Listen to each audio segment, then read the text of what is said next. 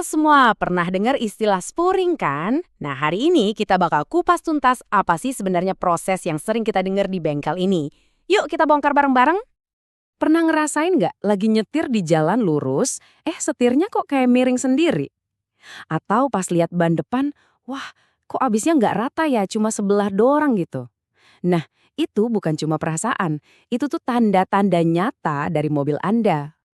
Gejala-gejala kayak gitu tuh, itu udah kode keras dari mobil Anda. Tandanya dia butuh perhatian khusus. Jadi pertanyaannya, kapan sih waktu yang paling pas buat bawa mobil untuk dispuring? Sebenarnya ada dua momen penting nih. Pertama, yang sifatnya reaktif. Artinya setelah ada kejadian. Misalnya, abis ganti ban baru, atau abis benerin kaki-kaki. Apalagi kalau abis ngehajar lubang di jalan. Wah, itu wajib sporing. Tapi yang paling bagus itu yang proaktif. Jadi kita rutin aja sporing tiap 10.000 sampai 20.000 kilometer. Anggap aja kayak medical check up rutin buat mobil, biar sehat terus. Satu hal yang super penting nih ya, jangan pernah coba-coba sporing sendiri di rumah. Serius deh, ini bukan kerjaan yang bisa pakai kira-kira atau cuma pakai feeling. Prosesnya itu butuh alat super canggih yang presisinya tinggi banget. Terus, gimana sih prosesnya kalau udah di bengkel? Apa aja yang dikerjain sama mekanik? Yuk, kita intip langkah-langkahnya satu persatu.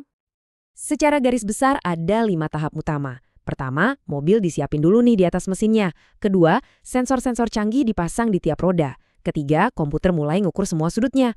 Keempat, baru deh mekanik mulai nyetel. Dan terakhir, dicek lagi semuanya. Oke, yuk kita dalamin satu-satu. Oke, sekarang kita masuk ke bagian yang paling keren nih. Bagian di mana teknologi benar-benar berperan penting. Namanya fase pengukuran. Nah, ini dia jantungnya proses sporing. Alatnya bakal baca kondisi roda mobil kita sekarang detik ini juga. Kalau ada sudut yang melenceng, di layar bakal muncul warna merah. Terus komputer langsung bandingin angka merah itu sama data standar dari pabrikan mobilnya yang jadi target hijau kita. Jadi mekaniknya langsung tahu, aha ini nih biang keroknya. Nah, setelah ketahuan mana aja merah, sekarang giliran mekanik unjuk gigi. Gimana caranya mereka menghijaukan yang merah tadi? Yuk kita lihat. Buat nyetalnya beda-beda caranya tergantung sudutnya. Kalau buat sudut tow, itu loh yang nentuin roda agak lurus atau sedikit masuk keluar, mekaniknya bakal muter komponen yang namanya tie rod end. Gampangnya kayak nyetel skrup gitu.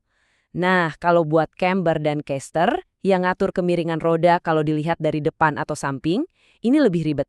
Kadang harus pakai baut khusus atau bahkan ngegeser subframe mobil. Tapi tunggu dulu. Ada satu hal penting yang perlu kalian tahu. Nggak semua mobil itu sudut camber dan casternya bisa diatur. Ada beberapa mobil, apalagi yang suspensinya tipe MacPherson strut, sudutnya itu udah paten dari pabrik. Jadi kalau angkanya ngaco, solusinya bukan di setel lagi, tapi ya harus ganti komponen yang mungkin udah rusak atau lemah. Oke, setelah semua penyetelan yang cukup rumit tadi selesai, akhirnya kita sampai di bagian paling akhir. Bagian yang paling ditunggu-tunggu dan paling memuaskan. Dan inilah dia hasilnya. Tujuan akhirnya adalah bikin semua angka di monitor jadi hijau. Kalau udah hijau semua, itu artinya roda mobil udah lurus sempurna sesuai standar pabrikan. Tinggal kencengin semua baut, beres deh, selesai. Jadi gitu deh prosesnya, dari yang tadinya setir miring sampai jadi lurus sempurna lagi. Jadi sekarang udah siapkan buat ngerasain lagi nikmatnya nyetir mobil yang stabil, nyaman, dan yang paling penting jauh lebih aman. Karena ya itulah tujuan utama kita melakukan sporing.